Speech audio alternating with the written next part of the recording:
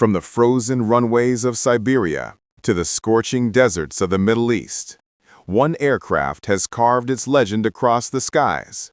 A fighter born not from luxury, but necessity, forged in the crucible of the Cold War. Its name strikes respect and fear. The Sukhoi Su-27, NATO reporting name, Flanker. A symbol of Russian engineering might, a jet that challenged the dominance of the American F-15 Eagle and became the foundation of a new generation of Russian air power. Today, we uncover the story of the Su-27, how it was built, what made it so lethal, and how it continues to dominate skies decades after its first flight. Welcome to Armory Unveiled, and this is the legend of the Su-27. The story of the Su-27 begins in the 1960s, a time when the Cold War was not just political, but technological. The Soviet Union had powerful bombers and tanks, but in the skies, the balance was shifting.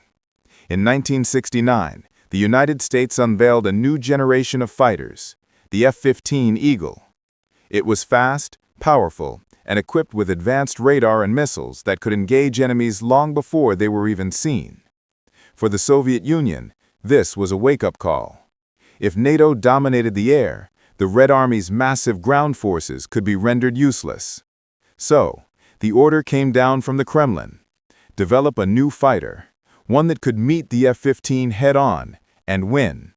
This was the beginning of Project T-10. The task fell to one of the Soviet Union's most talented design bureaus, Sukhoi. Under the leadership of Mikhail Simonov, Sukhoi's engineers began work on what would become one of the greatest fighter jets ever built. But it wasn't easy. The early prototypes, the T-10, were plagued with aerodynamic instability. Test pilots reported violent oscillations. Some aircraft crashed. Yet, the Soviet spirit of persistence prevailed. By the early 1980s, after hundreds of modifications, a new version emerged, the T-10S.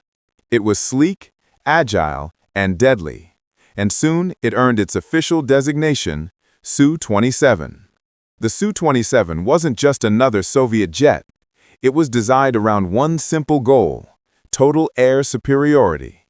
With its twin AL-31 turbofan engines, it could reach speeds over Mach 2.35, faster than the F-15. Its massive range, over 3,500 kilometers, allowed it to patrol the vast Soviet borders without refueling. And with a massive wingspan of nearly 15 meters, it was built for stability and maneuverability. The Su-27 was ready to challenge the West. The Su-27's most iconic feature is its shape, elegant yet intimidating. Its blended wing-body design and twin tail fins give it both lift and control at high speeds. Unlike many Western fighters that relied on fly-by-wire computers for stability, the Su-27 was designed to dance with the air. Pilots often describe it as alive. At low speeds, it could perform maneuvers no Western fighter could match, like the Pugachev's Cobra, where the jet suddenly pitches its nose upward to nearly 120 degrees before returning to level flight. This wasn't just a show trick. It could be used in dogfights to break radar locks and confuse enemies. The flanker was also equipped with a powerful radar, the N001 Miech, capable of tracking up to 10 targets and engaging 2 simultaneously.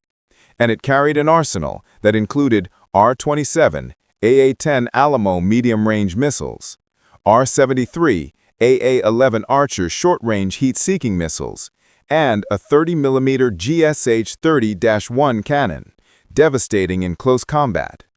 In short, the Su-27 was fast, flexible, and ferocious. By 1985, the Su-27 officially entered service with the Soviet Air Forces. Its mission was clear: protect the motherland skies. At the height of the Cold War, Su-27s patrolled near NATO airspace, over the Arctic, the Pacific, and the borders of Europe. Western pilots quickly learned to respect the flanker. Radar intercepts from NATO jets revealed an aircraft that could turn tighter and climb faster than expected. It was the first Soviet fighter that could truly rival and, in some cases, surpassed the F-15. The aircraft's long legs made it ideal for escorting bombers like the T-95 Bear and T-160 Blackjack deep into contested airspace. And its massive internal fuel tanks meant it didn't need aerial refueling, a vital advantage for the sprawling Soviet Union. As the 1980s drew to a close, the Su-27 became the pride of the Soviet Air Force. But soon, the empire it served would crumble. When the Soviet Union collapsed in 1991, its aircraft were scattered among newly independent republics: Russia, Ukraine, Belarus. Funding vanished. Bases were abandoned. For a time, the mighty Su-27 seemed destined to fade into history. But it didn't. The aircraft's rugged design and adaptability allowed it to survive the chaos. Russia continued production, upgrading avionics and weapon systems. Soon, a new version, the Su-27SM, appeared, featuring modern radar, precision-guided weapon capability, and improved engines. Other nations also embraced the flanker. China purchased Su-27s, later developing their own versions, the J-11 and J-16.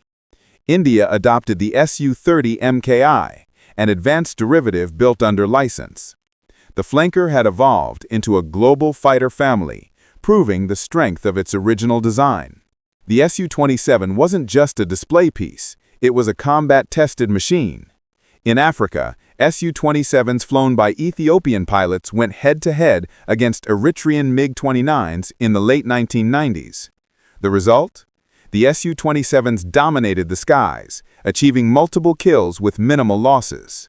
Its agility, thrust-to-weight ratio, and missile systems proved superior in real-world engagements.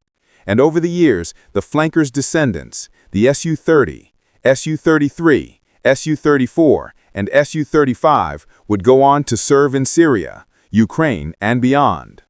But at its heart, every one of them carries the DNA of that original Cold War masterpiece, the Su-27. Nearly 40 years after its first flight, the Su-27 remains a symbol of power and elegance. It wasn't just a machine, it was a statement that Russia could match the West in technology, design, and performance. It inspired generations of engineers and pilots. It became the basis for future icons like the Su-35 and even influenced the design of stealth fighters like the Su-57. Around the world, from the runways of Moscow to the air shows of Paris and Dubai, when the Su-27 takes off, crowds fall silent. Its engines roar, its wingtips shimmer, and it performs maneuvers that defy gravity itself.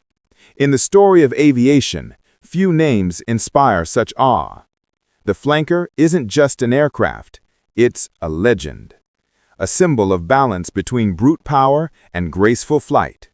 Born in the tension of the Cold War, and still flying strong today. This is the Sukhoi Su-27. Thanks for watching. Smash that like button, subscribe, and hit the bell so you never miss the next big reveal, right here on Armory Unveiled.